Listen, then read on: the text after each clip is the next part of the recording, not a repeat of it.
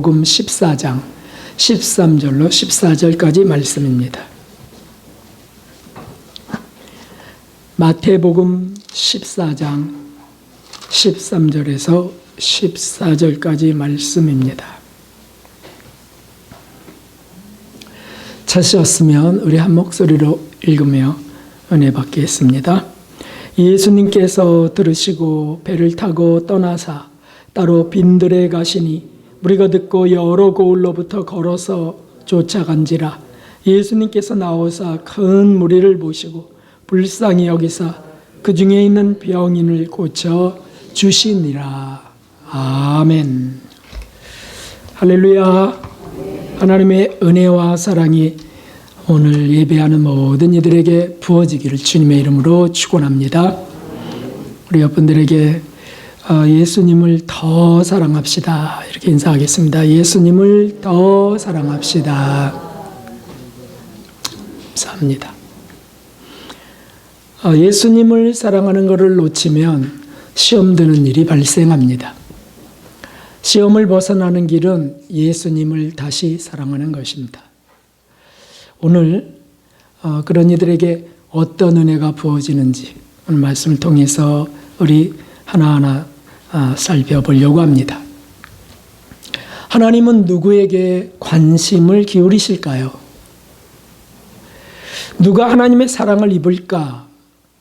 이것은 하나님 나라 천국을 소망하면서 인내하면서 살아가는 사람들에게 중요한 문제가 아닐 수 없습니다. 만약 하나님이 관심은커녕 이름도 기억하지 못한다면, 정말 그런 일이 있다면 이보다 더 긴급하고 심각한 일은 없습니다. 그것은 한마디로 불행입니다. 그런 사람이 요한계시록에도 기록되어 있는데 사도교회 사자에게 주님은 말씀하셨습니다. 내가 내 행위를 아노니 내가 살았다 하는 이름은 가졌으나 죽은 자로다. 자기는 살았다 하고 이름도 선명하게 있다 하고 유명하다고 생각하지만 주님 볼 때는 너는 죽은 자로다. 어쩌면 기억도 나는 할 수 없다. 이렇게 하실지도 몰라요. 그러면 끝난 거죠. 그런데 많은 이들의 믿음은 사실은 대체로 막연합니다. 구체적이지도 않고 또 실제적이지도 않습니다. 무슨 뜻이냐 하면 천국은 있는데 우리가 들어갈 바로 그것이고 우리가 잠시의 삶을 끝내고 들어가 영생할 곳인데, 영원히 살 곳인데 있으면 감사하지만 없어도 감사하지 이렇게 생각하는 분이 있다면 그런 믿음을 어떻게 간절한 믿음, 구체적인 신앙생활이라고 할 수 있겠습니까? 하나님에 대한 신심도 불명확합니다. 그래서 삶을 개선하려는 의욕도 희미할 수밖에 없습니다. 구체적이지 않고 실제적이지 않으니까 모든 게 모호한 거예요. 그리스도인의 삶이 모호하다? 그러니까 무슨 뜻이겠어요? 물에 술 탄다 그랬어요. 물에 술 탄, 술에 물 탄 듯. 이런 표현들을 하죠. 신앙인인지 아닌지 잘 모르겠다. 그걸 뭐라고 표현하냐면 매너리즘, 타성적 인간이라 그래요. 타성에 그냥 빠져서 간다. 이런 크리스천은 성실한 불신자들보다 나을 게 없습니다. 사실 그래서 불신자들이 너나 잘해, 난 너보다 더 잘 살아, 자신 있게 말하는 이유가 거기에 있는 겁니다. 네가 진짜 크리스찬인 증거를 대. 그러면 막 찔끔하죠. 왜 그렇습니까? 그렇습니다. 오늘 말씀이 바로 그 부분에 초점을 두고 있습니다. 오늘 말씀 성경 구절에는 예수님의 슬픔과 고독이 있고 예수님의 관심과 사랑이 거기 있습니다. 오늘 말씀 그 배경이 어떻게 되냐면 세례 요한이 붙들려 가서 헤롯 왕에 의하여 참수되었다는 소식을 드디어 예수님이 듣게 됩니다. 그 소식을 듣자 예수님 요단강에서 세례 받게 됐던 그 세례 요한이잖아요. 예수님 오시기 전에 외치는 자의 소리가 되어서 주의 오심을 예비했던 그 충실한 종이 목이 잘려 죽었다. 이 소식을 듣고 주님은 사실은 혼자 있고 싶으셨습니다. 그래서 빈들로 가셨다고 말씀하세요. 외로우셨고 슬프셨고 마음이 아프셨습니다.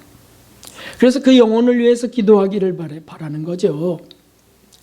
그런데 많은 무리들이 예수님이 어디로 가셨대 하니까 여러 고을로부터, 그렇게 돼 있어, 여러 고을로부터 쫓아온 것입니다. 예수님을 따라가는 겁니다. 예수님 어디로 가셨대? 그러니까 좀 지금 예수님 슬프셔, 혼자 좀 거하게 하셔, 이렇게 안 하고 어디 가셨대? 하니까 무조건 따라가는 겁니다. 그래서 큰 무리가 모인 중에 예수님이 어떻게 하십니까? 또 무리들이 오니 불쌍하잖아요. 그래서 그 무리들을 보고 이제 또 진리를 주시려고 하시는데 그 전에 그 속에 병든 자가 있었던 겁니다. 그래서 쭉 무리들을 모시다가 예수님의 시선이 쭉 지나가다가 병든 자에게 딱 머무신 거예요. 그래서 불쌍히 여겨서 그를 치료해 주셨다는 말씀이 오늘 본문의 이 짧은 말씀입니다. 바로 이것입니다, 여러분. 많은 이들이 있었지만 그 중에 유독 병든 자를 보시고 고치셨습니다. 다들 소원이 있었어요. 기도 제목이 있었습니다. 그래서 예수님이 나를 바라보길 바랐어요. 내게 안수하길 바라셨다고요. 그런데 예수님은 그 중에 병인에게 머무르셨고, 그리고 예수님의 시선이 머물면 무슨 일이 일어납니까? 기적이 일어나는 것입니다. 신령한 은총이 부어집니다. 그렇습니다, 여러분. 그러므로 오늘 저와 여러분이 소원해야 될 게 있습니다. 집중해야 될 게 있습니다. 뭡니까? 주님의 시선입니다. 주님이 누구에게 시선을 머물게 하시는가? 주님, 저 왔어요. 주님, 저를 보세요. 제가 주님을 사모합니다. 그런 영혼을 주님이 몹시 기뻐하세요. 자, 그러면 예수님의 시선 누구에게 머무는 것일까요? 마태복음 5장에 보면 이런 말씀이 있습니다. 심령이 가난한 자는 복이 있나니 천국이 저의 것이며. 아멘. 가난한 자에게 머문다는 겁니다. 예수님의 시선은 직위, 나이, 무슨 직분, 환경 상관없어요. 가난한 자에게 머무신다는 거예요. 이 가난한 자는, 심령이 가난한 자는 실제로 돈이 없어서 가난한 자일 수도 있지만 분명히 심령이 가난하다 그랬지 그의 생활비가 가난하다 이렇게 안 했습니다. 어찌됐든 포함되어 있습니다. 무슨 뜻이냐? 삶이 고단하고 외로운 자를 말하는 겁니다. 의지할 것이 없는 자인 거죠. 그러니까 그 속에 슬픔이 있고요. 외로움, 괴로움이 있고요. 그게 어떤 문제 때문일 수도 있습니다. 정말 살기가 어려워서, 팍팍해서, 또는 고칠 수 없는 병이 있어서, 능력은 없어서. 그래서 나는 친구도 없고, 사실 친구가 있으면 좋다고 하는데, 진짜 진실한 친구는 진짜 있을까? 정말 돌아봐야 될 시대입니다. 그래서 하늘만 바라보는 자, 하늘만. 이런 게 심령이 가난한 자예요. 가족들은 정말 든든한 어떤 동지처럼 느껴질 때가 있죠. 하지만 마음이 상하거나 속상하거나 다툼이 벌어지면 어떻게 됩니까? 왼수 그런 왼수가 없죠. 그래서 평생 원수 이런 표현들을 하는 거죠. 여러분, 그렇게 정말 우리가 삶 속에서, 생활 속에서 정말 의지할 것이 없을 때 그 심령이 어떤 심령이냐면 가난한 심령이라는 뜻입니다. 하나님은 자비하신 분이세요. 하나님은 사랑이세요. 그래서 하나님은 이런 가엾은 영혼을 주시하실 수밖에 없어요. 이것은 마치 지남철의 속성과 같습니다. 거부할 수 없는 속성이에요. 끌리는 속성이라고요. 가엾고 불쌍하고 이런 영혼이 끌릴 수밖에 없는 거예요. 그래서 주님의 음성이 들리는 거죠. 그게 뭐냐면 내게로 돌아오라. 이것저것 다 해보고 이것저것 만나봐도 누려봐도 네가 거기서 만족함을 누릴 수 없을 때 그때 내게로 돌아오라. 이 말씀의 그 깊은 뜻은 이렇습니다. 내가 널 만들었잖아. 내가 널 그러므로 구할 수 있잖아. 너의 영혼은 내 호흡으로 불어넣어서 만들었잖아. 그러니 너의 그리움이나 너 외로움을 채울 수 있는 것은 나야. 이게 하나님 말씀이세요. 내 영으로 만들어 부어 넣은 너는 내게로 와야만, 내게 와야 넌 고침을 받을 수 있어. 내가 널 구원할 수 있어. 이게 우리 하나님이세요. 우리 함께 고백해 봅시다. 수고하고 무거운 짐진 자들아 다 내게로 오라. 내가 너희를 쉬게 하리라. 사랑하는 여러분, 그동안 지치셨어요. 그동안 힘드셨어요. 그동안 채울 수 없는 가난함이 있으셨어요. 맞아요. 목사는 늘 부유한 줄 아세요? 목사는 늘 행복한 줄 아세요? 아니요. 저도 가난해질 때가 있어요. 그때는 영락 없어요. 하나님이 아니면 채울 수 없습니다. 그래서 실제로 우리 주님이 찾아다닌 곳이 바로 그런 자들이었습니다. 여러분 답해 보세요. 왜 갈릴리 촌구석에서 주님은 사역을 시작하셨을까요? 왜 하필 예루살렘에서 하시지? 왜 무식한 이들을 제자로 시작하셨을까요? 왜 반나절이나 걸어서 나인성 과부의 그 죽은 외아들을 살려주셨을까요? 왜 거기 가서? 왜라는 질문 정말 우리 많이 할 수 있어요. 왜 12해 동안 혈루병 여인, 그 고생하던 여인을 왜 그 수많은 무리들이 막 옹이하고 물치고 하는 속에서 고치셨을까요?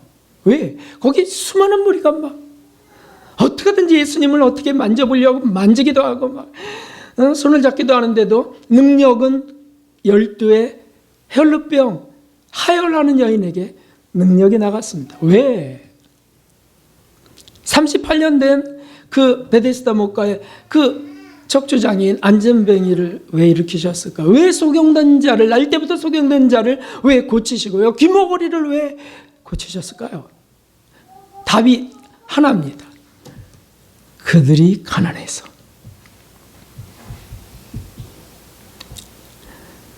수가성 여인에게 복음 전한 거가 그 증거죠. 그렇죠? 남편을 5명이나 갈아채고 지금 있는 남편도 자기 남편이 아닌 그런 여인을 왜 찾아가서 사마리아 그 혼혈족들, 그 불결한 이방 우상 숭배의 족속들에게 왜 가셔서 그 여인에게 왜 물 좀 달라면서 말을 붙이시고 그에게 왜 생수에 대한 말씀을 하시고 그를 왜 구원하십니까? 그의 가난함을 주목하셔서예요. 얼마나 공고하셨겠어요? 이 남자 저 남자 만나는데 공고한 겁니다. 인생이 참 미련한 게 그렇게 공고해도 또 만나려고 그러고 또 만나려고 이래요. 만나면 풀어줄 줄 알고 만나면 해결될 줄 알고 아니거든요. 니고데모는 가난한 사람도 아니었죠. 니고데모는 산헤드린 공회원이었어요. 오늘날로 말하면 국회의원이었어요. 뭐 부족한 게 있나요? 그런데 니고데모가 밤에 몰래 예수님을 만나러 옵니다. 요한복음 3장에. 그래서 예수님께 어떻게 하면은 영생을 얻겠습니까? 어떻게 하면 구원을 얻겠습니까? 왜 그러냐면 국회의원을 하고 대접받고 존경받고 삶의 여유가 넘쳤지만은 그의 심령이 가난한 겁니다. 그래서 예수님을 만나게 되는 거죠. 바로 이것입니다, 여러분. 가정불화는 가정불화, 다툼, 형제지간의 부딪힘, 가정불화가 일어났다. 막으실 수 있는 주님인데 허용하셨다. 이유가 뭡니까? 가난한 심령으로 나를 찾으라고. 불치병의 이유가 뭡니까? 답은 너무 선명합니다. 장애를 안았습니다. 장애. 무능합니다. 실수합니다. 실패했습니다. 슬픔과 고독이 있을 수밖에 없죠. 그리고 또 이 소심, 내성적인 늘 이런 게 실패, 실수 이런 게 있어서 늘 부족해서 늘 어깨가 이렇게 된 사람이 있습니다. 대표적인 사람이 저고요. 여러분 앞에서는 이러고 있지. 제가 어디 가면은 자신을 작게 여기는 자에게도 주님의 시선은 그런 곳에 머뭅니다. 이게 속성이라니까요. 하나님 자비의 속성이세요. 난 하나님 은혜 많이 받아서 나는 하나님께 은총 많이 받은 자야 하고 자신만만하고 했던 바리새인들에게 시선이 머무는 게 아니에요. 마음이 가난한 사람들에게 머문다 그거죠. 저는 여러분들이 제가 이 세상에서 자신만만하게 살아가기를 원치 않습니다. 주님의 시선이 머무는 자가 되기를 원합니다. 그런 이들에게 신령한 은혜가 부어지기 때문이죠. 두 번째는 회개하는 자에게 주님의 시선은 정말 그 불꽃 같은 시선은 머물게 됩니다. 주님 공생의 시작에 첫 마디가 뭐였습니까? 회개하라, 천국이 가까이 왔느니라 였습니다. 회개하라, 천국이 가까이 왔느니라. 그러니까 예수님이 딱 사역을 시작하시면서는 그 말씀대로니까 누구에게 시선이 꽂히겠냐고요. 네? 그래서 예수님 말씀하셨어요.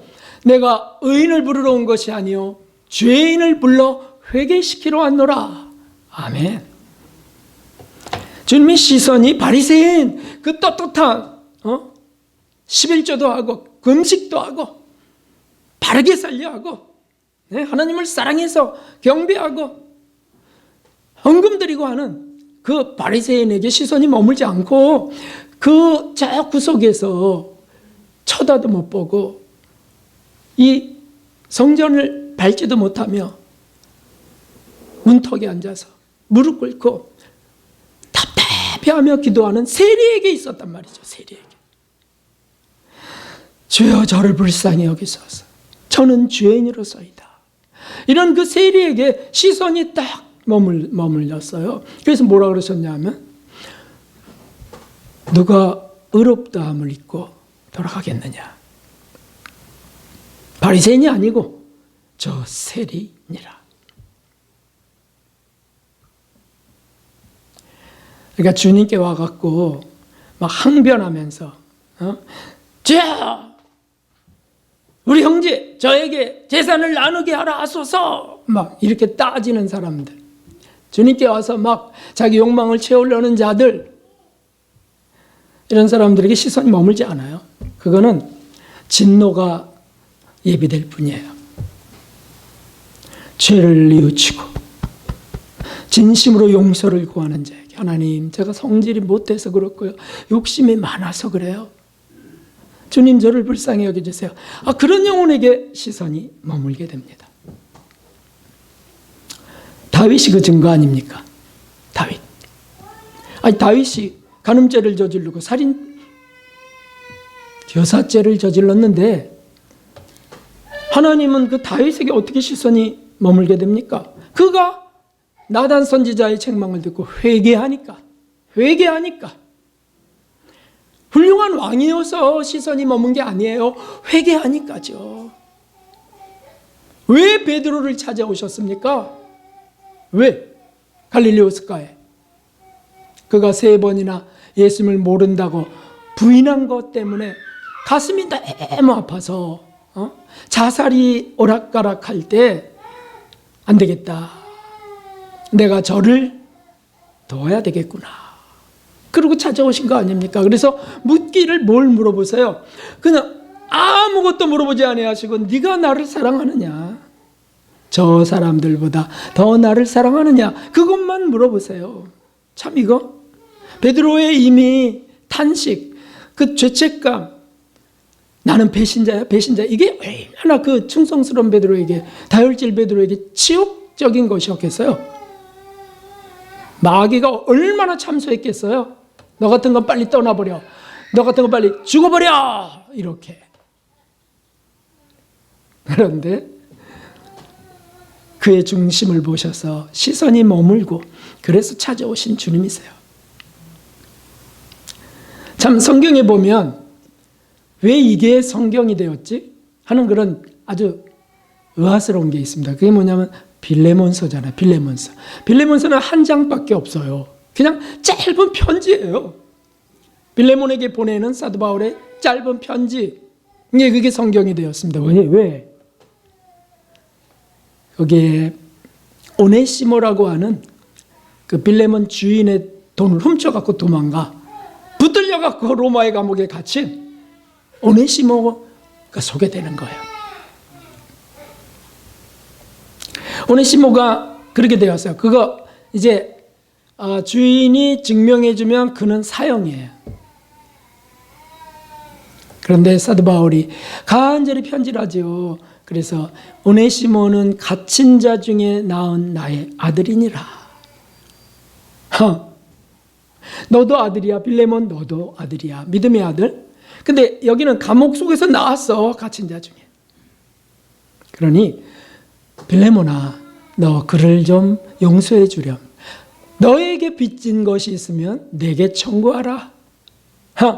아니 감옥에 있으면서 뭘 청구하라는 거예요?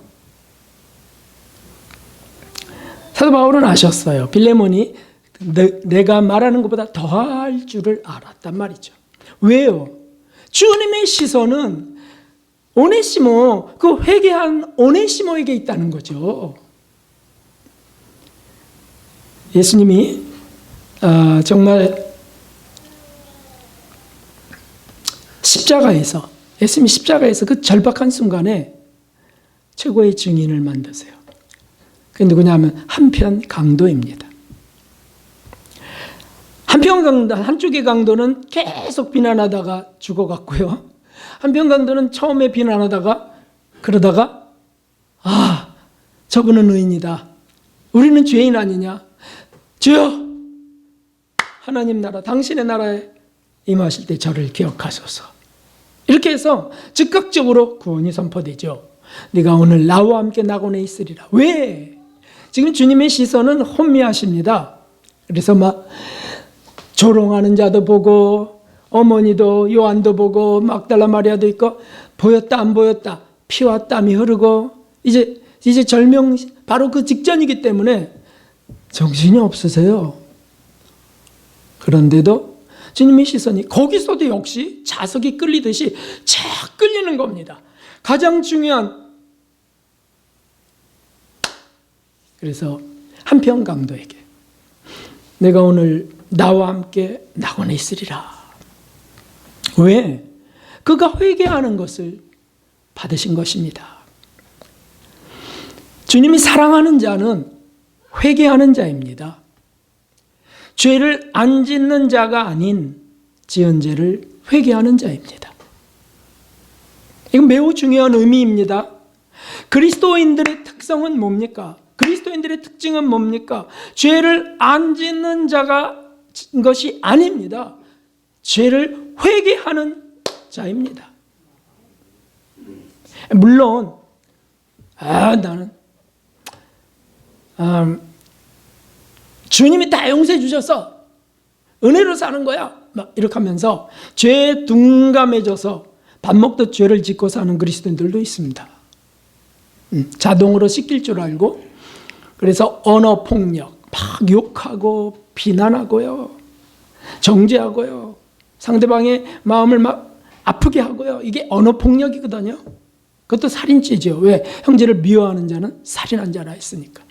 형제 보고 라가라 하는 자, 멍청하다고 하는 자는 지옥불에 던져 넣으리라 하셨거든요. 그러면서도 뻔뻔한다면 그리스도인이 아닙니다. 성폭력하면서 성추행하면서도 뻔뻔하다면 그리스도인이 아닙니다. 성령이 계시다면 그렇게 살 수 없어요. 하지만 아무리 노력해도요, 우리가 바르게 살려야 해도 죄는 영 속에 심겨진 죄성 때문에 순간순간 지배받아 터져 나올 수밖에 없습니다. 네? 그러나 그리스도인이라면요, 성령의 탄식과 감동으로 그런 것들을 회개하게 된다는 것이에요. 이것이 우리 안에 성령이 계신 증거죠. 막 죄를 범하고 상대를 아프게 하고 괴롭게 해놓고도 뻔뻔해 갖고서 그냥 살아가는 사람, 성령이 계세요? 성령이 계시냐고요? 어떻게 성령이 거기 계세요? 성령을 완전히 짓밟아 갖고 기절시킨 사람일 수 있죠. 그런데 성령이 계시면 탄식하고, 그리고 감동하셔서 이거를 쉽게 하시는 분이 성령이시거든요. 그래서 회개하는 자, 주님의 시선이 거기 있어요. 전 종종 그리스도인이라고 하는 사람 속에 이런 사람들을 만납니다. 착하게 살려고 대단히 노력합니다. 착하게 살려고.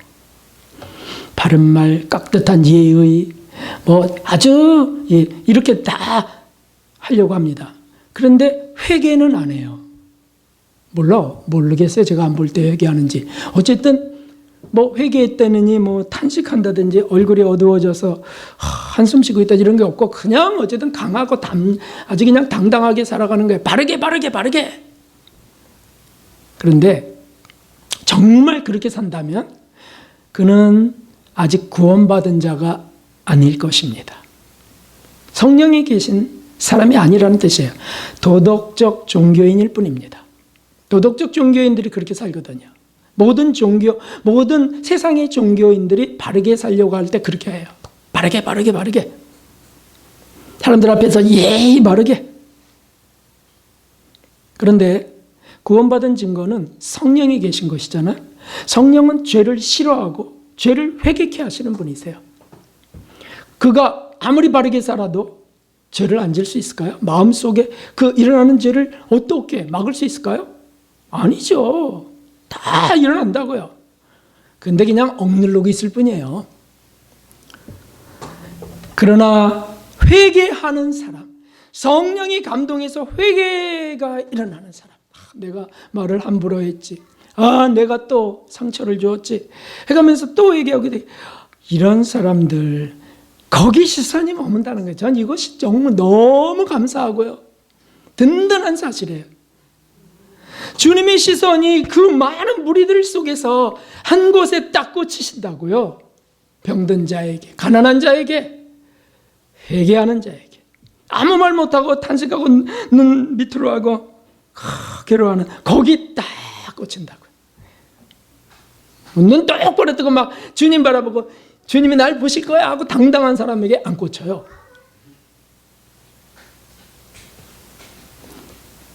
주님의 시선이 그렇게 머문다면 거기에는 은총이 부어집니다. 점점 더 죄로부터 벗어나 거룩으로 나아가게 하십니다. 성령이 죄를 싫어하시니까요. 죄가 자꾸 싫어져요. 옛날에 술 먹었던 것도 싫어지고요, 옛날에 싸웠던 거 싫어지고요, 조금 전까지 다퉜던 거 싫어지고요. 그냥 자꾸 주님 주님 주님, 주님이 얼마나 그 영혼을 기뻐하시는지. 저 말씀이 그것이에요. 내가 의인을 부르러 온 것이 아니요 죄인을 불러 회개시키러 왔노라. 할렐루야. 세 번째는 주님을 사모하며 기다리는 자에게 시선이 당연히 머뭅니다. 한 가지 퀴즈를 좀 드려보겠습니다. 여러분 한번 부담 없이 맞춰보십시오.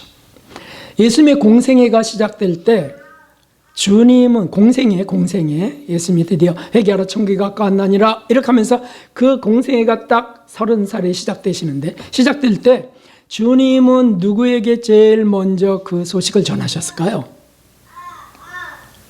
공생애가 딱 시작돼. 그 전까지는 그저 어머니 마리아를 모시는 목수 일을 하신 분이에요. 갈릴리 촌에서. 그런데 이제 드디어 공생애가 시작됩니다. 누구에게 그 소식을 전했었을까요? 물론 어머니 마리아에겐 당연하죠. 어머니 이제 저는 출가합니다. 뭐 그러셨겠죠. 한번 상상해 보세요. 누구셨을까? 제가 성탄전야제에서, 우리 교회 성탄전야제 있죠? 12월 24일.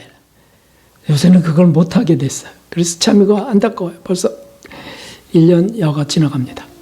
그때 성탄전야제에서 가장 은혜를 받았던 그 제 추억이 있습니다. 그게 아마 20여 년 전일까요? 네, 20년 전일까요? 그것은 학생부의 선극이었습니다. 당시 전도사님이 주연이 되어서 연출했던 선극이었어요. 성도님들이 크게 감동했고 눈물 짓게 됐고 저도 눈물을 많이 흘렸습니다. 참 감동적이었어요. 내용이 뭐냐면 이런 겁니다. 성탄 소식이 맨 처음에 누구에게 전해집니까? 예수님 이제 탄생하셨다. 그날 밤에 목자들에게 전해지잖아요. 천사들이 그 땅에는 평화, 하늘에는 기쁨이로다 하는 그 주님 탄생의 소식, 너희를 위하여 구주가 나셨으니 그러면서 전해졌다고요. 그 목자들 중에 이제 30년이 지나가지 않겠어요? 탄생하고 그 다음에 30년이 지나갑니다. 그리고 예수님이 공생애가 시작됩니다. 근데 그때 목자들이 이제 거반 죽었을 것 같아요. 네. 목자가 뭐 젊은이들이 하는 게 아니고요. 할 것 없는 사람들이, 가장 천민들이 하는 거예요. 그래서 40대, 50대도 했었고요. 그러면 그들은 이제 죽어 가셨던 거죠. 그런데 그 노인 한 분이 이제 아직 안 죽고 살고 계셨는데 그 노인의 소망이 하나 있었어요. 그게 뭐냐면 천사들이 전해준 그 소식을 내가 지금까지 담고 있습니다.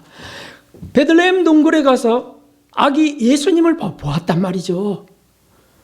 그 선명한 기억이 지워지지 않고 이제나 저제나 그분이 드디어 메시아로 등장할 날을 기다렸던 목자. 주님은 공생애 직전에 그를 찾아가서 그를 위로해주고 축복해주면서 하나님의 약속이 드디어 이루어짐을 알리게 되셨다는 거예요. 물론 성극, 상상에서 만든 거잖아요. 근데 그런 전승도 있거든요. 어찌됐든 성경에는 없어요. 어쨌든 그렇게 되었어요. 그래서 그 목자가요, 늙은 목자가 예수님을 만나고 너무 감격스러워서 눈물을 흘리고 큰 기쁨과 위로를 받고 30년의 세월 동안 가진 어려움을 다 겪어갔던 그에게 큰 은총이 임하는 겁니다. 그 노인은 그제서야 자신이 기다린 삶이 바른 삶이었구나, 이거를 이제 확인하게 된 것입니다. 정신 나간 노인이라는 소리도 들었고요. 환상을 본 것이지 뭐 비웃음도 당했고요. 그리고 스스로도 이렇게 생각했어요. 뭐냐면 내가 지금 뭐 하는 거지? 망상을 쫓고 있나? 뭐 내가 얻은 게 뭐냐고 뭐 해가면서. 그런데 예수님이 다시 오셔서 그 노인을 만나서 그런 은혜, 그동안 수고했노라. 잘 견뎠노라 하실 때 얼마나 기뻤을까?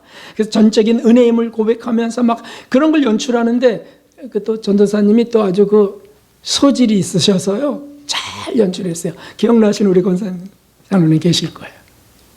기침 콜록콜록 해가면서. 근데 그 선곡은 정말 영감 있는 선곡이었어요. 성경적이거든요. 주님을 사모하며 기다리는 자에게 주님의 시선이 머문다고 하는 선곡이에요. 그래서 여기 보십시오. 사도 베드로에게 감동을 주셔서 하나님의 날이 임하기를 바라보고 간절히 사모하라. 간절히 사모하라. 사모하라는 말씀이 성경에 서너 개 나오는데 거기 간절이라는 애간장을 끓이는 그 간절함이라는 이 단어는 여기에만 있어요. 간절히 사모하라. 이런 영혼을 주님은 정말 주시하세요. 정말 그 영혼을 주목하시고 기뻐 받으세요. 지난주에 시한부 종말론에 대해서 질문이 있어서 답변을 좀 드렸었는데요. 시한부 종말론은 비성경적입니다. 잘못된 믿음입니다. 그날과 그 시는 아무도 모릅니다. 아버지만 아십니다. 그런데 그 주님과 주님의 나라를 사모하는 간절함이 그 중심이라면 그 시한부 종말론자들에게 간절함, 그 주님의 나라, 주님, 다시 오실 주님을 간절히 사모하는 그게 중심이라면 예수님은요, 그런 자를 은혜 가운데로 가까이 이끄십니다. 잘못된 것은 수정시키시면서 지식의 오류보다도 그 영혼의 사모함을 보시기 때문입니다. 오늘날 시한부 종말론을 비난하면서 주님의 재림은 사모하지 않는 이들이 얼마나 많습니까? 예수님 나라, 하나님 나라가 임하는 거, 주님의 다시 오심 그 약속을 등한히 여기고요, 무심히 사는, 그러나 시한부 종말론자들을 비난하는 이단이라고 하면서 이런 사람들 세고 셌어요. 그런 사람들 주님의 시선이 별로 안 머물어요. 왜냐하면 그런 이들은 그렇게 심각하게 회개도 잘 안 할 테니까. 그 엠마오길의 두 제자를 아시죠? 두 제자. 엠마오길에 예수님이 부활하신 예수님이 나타나셨어요. 왜 그들에게 나타나셨고 그것이 왜 성경에 기록됐을까요? 사실 그들은 예수님 이제 십자가에 달려 돌아가셨다. 그러고는 이제 엠마오로 가는 길을 걷는 겁니다. 이제 우리 어떻게 해야 되지? 주님의 말씀하셨던 모든 것들은 이제 어떻게 되는 거야? 뭐 여러 가지 근심도 있었겠지만 그들 중심에는 예수님에 대한 사모함이 있었다고요. 거기에 주님이 탁 나타나세요. 그리고 같이 길을 가면서 당신들이 지금 얘기하는 게 무슨 일이요? 아니 그 소식을 못 들었어? 의인이 돌아가셨어. 그러면서 쭉 지나가다가 이제 집에 다다랐을 때 더 가려 하세요. 더 가려고 예수님은 그냥 지나가려고. 두 사람은 머무는데 지나가려고. 좀 테스트. 그러자 두 사람이 선생님 참 좋은 말씀들을 주셨고 마음이 뜨거워졌는데요. 우리랑 함께 머무세요. 라고 집 안으로 모셔드리지. 그것이 사모함이란 말이죠. 사모함. 그래서 주님이 그들과 함께 들어가셔서 떡을 떼시면서 축사하시면서 부활하신 모습을 보여주세요. 사모하는 이들이 주님을 끌어당긴 것입니다. 주님을 사모하는 이들에게 가까이 나타나십니다. 천국을 사모하는 자에게 나타나십니다. 주님을 사모하는 자, 은혜를 사모하는 자에게 시선이 머뭅니다.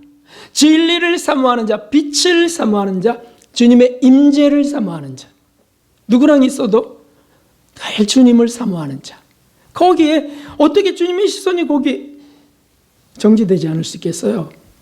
바로 그 위에 임하시는 겁니다. 사랑하는 성도 여러분, 우리 정말 주님을 사모하는가? 나는 정말 주님을 사모하는가? 주님 지금 저 보고 계시죠? 이런 고백들을 하는가? 마음이 가난한 자, 심령이 가난한 자, 그래서 의지할 게 없어서 하나님만 바라봐야 될 자, 그리고 회개하는 자, 용서를 구하는 자 주님께, 그리고 사모하는 자. 이게 무슨 의미입니까? 그걸 요약하면, 그 세 개를 요약하면 한마디로 정의할 수 있어요. 그것은 이렇게 말할 수 있어요. 주님을 사랑하는 자. 진리와 빛과 사랑의 전체이신 나의 영혼의 아버지이신 주님을 사랑하는 자. 이게 결론이 되는 겁니다. 가난한 자신을 만나주신 주님을, 나 같은 자를 용서해 주신 주님을, 영원을 사모하는 마음, 천국을 약속하신 주님을 사랑해서 따르려는 자, 어떻게 주님이 외면할 수 있습니까? 절대 못하세요. 절대 못해요. 그게 지남철과 같은 속성이세요. 그냥 주님을 사모하고 사랑하고 주의 말씀 따르려면 끌릴 수밖에 없어요. 주님이 끌린다고요. 그러니까 쫙 보시다가 눈물 흘리고 있는 세리에게 딱 꽂히시고요. 그 수많은 무리들 한 2, 3만 명 될 거예요. 남자만 5천 명이라고 했으니까. 그런데 그 속에서도 쫙 가다가 병든 자 딱 꽂히시고요. 니고데모는 여리고성에서 쫙 벗어 보게 왔어 막 외치고 있을 때 제자들한테 책망받았어요. 조용히 좀 해. 조용히 하라고. 다윗의 자손이여. 더 크게 소리 지르잖아요. 주님의 스승이 딱 꽂히셔요. 무엇을 원하느냐? 보기를 원하나이다. 성으로 들어가셨네. 성으로 들어가셨는데 보니까 사람들이 또 막 끌고 다니고 막 당기고 이러면서 막 주님, 선생님, 라비아 막 이러는데 다 지나가는데 아무도 못 봐요. 뭘? 나무 위에 숨어 있는 그를 못 봐요. 근데 예수님이 쑥 지나가다가 삭개오야, 이리 내려오라. 내가 내 집에 유하여야겠다. 얼마나 기쁜지. 아무도 자기를 몰라. 그리고 보려고도 안 하고 사람 취급도 안 해요. 그림자예요, 삭개오는. 왜냐하면 세리장이거든요. 유대인들에게는 돈 뜯어가는 도적이거든요. 예수님이 지나가다가 딱 삭개오야. 이름까지 아시네. 사대교회 사자는 너 살았다는 이름 가졌으나 죽은 자로다, 이렇게 책망하셨지만 삭개오는 죽은 자 같았는데 주님이 아세요. 내가 널 알지, 삭개오야. 왜? 가난했거든요. 마음이 가난했어요. 그래서 예수님이 그냥 그 삭개오의 집에, 세리장의 집에 들어가니까 막 수근수근, 아니 저 배신자, 매국노에게 들어가셨어, 막 이러면서 되게들 의로워하는 사람들은 관심이 없어요. 주님 관심 없어요. 삭개오가 주님, 제 재산의 절반을 떼어서 가난한 자들에게 주겠나이다. 제가 누구 거 뺏은 것 있다면 4배로나 갚겠나이다. 오늘 하나님의 구원이 여기 이 집에 임하였느니라. 이게 예수님이세요. 여러분, 우리가 그래야 된다. 우리가 자기 삶이 지저분해요. 나는 어저께까지도 끔찍한 범죄를 저질렀어요. 매음을 품고 있었어요. 그래서 오늘 하나님께 나갈 수 없어요. 이거는 바리새인이에요. 주님, 또 나가서 주님, 제가 이렇게 못됐어요. 주님의 시선이 거기 딱 머무는 겁니다. 얼마나 우리가 정말 의지할 만한 분이십니까? 사랑할 만한 분은 예수님이십니다. 함께 읽어봅시다. 나를 사랑하는 자들이 나의 사랑을 입으며 나를 간절히 찾는 자가 나를 만날 것이니라. 아멘, 아멘, 아멘, 아멘. 저와 여러분이 바로 이것 때문에 오늘 여기 모이신 줄 믿습니다. 주님을 사랑해서 말씀을 따르려 하고, 주님을 사랑해서 또 참고, 주님을 사랑해서 희생도 수고도 드리고요, 주님을 사랑해서 또 견뎌가면서 회개해가면서 이런 이들 정말 참으로 주목하십니다. 얼마나 주님이 주목하시냐 하면 이제 그 단어 하나를 찾고 마무리를 하려고 합니다.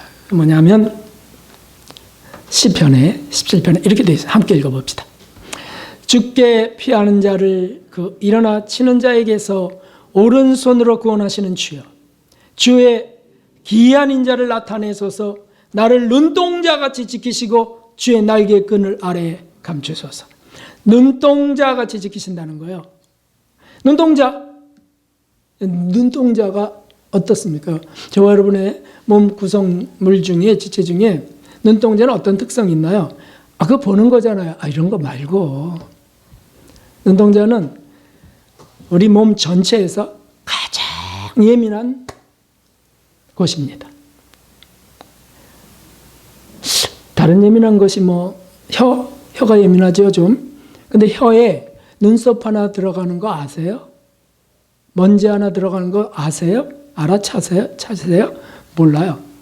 근데 눈동자는요, 눈썹 하나, 먼지 하나알갱이만 탁 들어가도요, 감지합니다. 그래, 불편해. 그래갖고, 거울 앞에서 난리를 치잖아, 이거 빼내려고.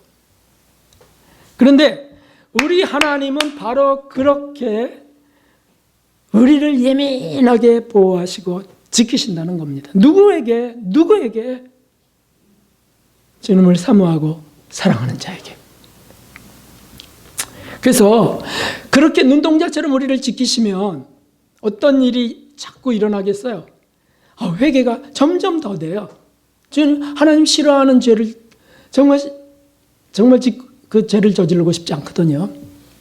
어쩌다가 저지르면 또 참혹해지고요. 그러나 주님의 십자가의 은혜, 그 은혜를 바라보면서 또 회개하고 또 일어나고요. 그래서 이렇게 주님이 계속 이끌어 가시면 어떤 일이 일어날까요? 네? 주님이 주목하고 주님의 시선이 머무는 영혼은 무슨 일이 일어날까요? 이런 일이 일어난다는 거예요. 함께 읽어봅시다. 높음이나 가품이나 다른 아무 피조물이라도 우리를 우리 주 그리스도 예수 안에 있는 하나님의 사랑에서 끊을 수 없으니라. 아멘.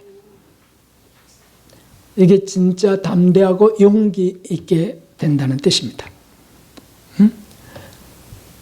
다 빼앗겨도, 칼의 위협이 있어도, 불 속에 지나간다 할지라도, 왕따가 된다 할지라도, 무너지고 쓰러지고 넘어졌다 할지라도, 그래도 우리를 끊을 수 없어. 하나님의 사랑에서. 왜? 하나님이 눈동자처럼 보시는 거예요. 그리고 그렇게 지키시면서 그 영혼을 하나님이 깨끗하게 강하고 담대하게 만들어 가십니다. 이러한 신비는, 이러한 기적은 주님의 시선이 머무는 곳에서 일어나는 것입니다. 죽음을 불사할 용기, 주기철 목사님의 그 고문, 못바니를 걸어가고요, 요도에다가 철사줄을 꽂고요, 이런 고통을 어떻게 인간이 참을 수 있습니까? 못 참아요. 근데 주님의 사랑으로 강하게 그를 사로잡아서 그거를 이기게 하세요. 통나무 속에 이사야 아시죠? 통나무 속에 집어넣어갖고 거기 톱질을 해서 톱질을, 이사야를 나무 속에 이사야. 그래갖고 톱으로 켠 사람, 켕을 당한 사람. 제가 가끔 생각합니다. 만일 제가 그런 지경이 되면 난 어떻게 그걸 견딜 수 있을까? 인간적인 어떤 두려움이나 인간적인 어떤 의지나 이런 것만 자꾸 떠올리려고 그래요. 아니죠. 주님을 사랑하는 마음으로 채워주시면, 주님 사랑이 가득 임하면 아픔도 은혜가 된다니까요. 진짜 사랑하면 그를 위하여 받는 고난도 사랑이 되는 거예요. 그 톱과 함께 썰려 나간다. 아프겠지, 처음엔 아프겠지만 이제 잠시 뒤에는요, 주님과 함께 있는 건데. 우물 속의 에레미야, 던져진 에레미야, 십자가에 거꾸로 달린 베드로, 장작 더미 속에 횃불처럼 타오르던 서머나의 폴리카, 사자에게 뜯어먹힌 콜로세움의 성도들, 지금 이 시간에도 저 이슬람권 속의 크리스찬들은 죽임을 당하고 있습니다. 그럴 힘과 능력이 있어서요? 의지가 강해서요? 그래서 큰 고통을 참는다고요? 아니에요. 주님 사랑 때문에 마취된 것입니다.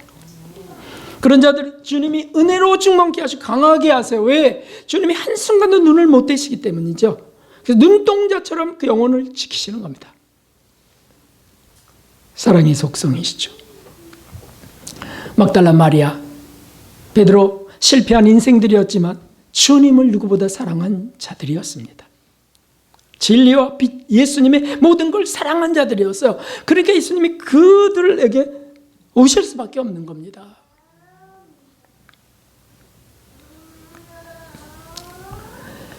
오늘 우리가 말씀 앞에 경청하는 것은 주님을 사랑해서입니다.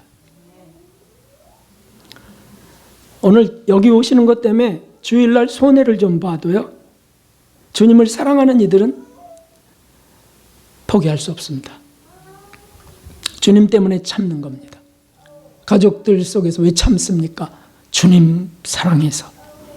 주님 때문에 불행 중에도 소망하고요, 억울해도 속상해도 견뎌가는 겁니다. 그런 이들을 주님의 시선이 머무는 자라고 하는 겁니다. 사랑하는 성도 여러분, 우리 성도님들 전체가 한 분도 예외 없이 가난한 자 되시기를 바랍니다. 회개하는 분 되시길 바랍니다. 주님을 정말 사모하는 분들 됩시다. 주님의 모든 것을 사랑하는 자에게 주님의 시선이 머물고 거기 은총과 기적이 임하며 놀라운 변화, 놀라운 거룩함이 임하게 됩니다. 그런 분들 되시기 주님의 이름으로 축원합니다. 417장 우리 찬송 드리고 기도하겠습니다.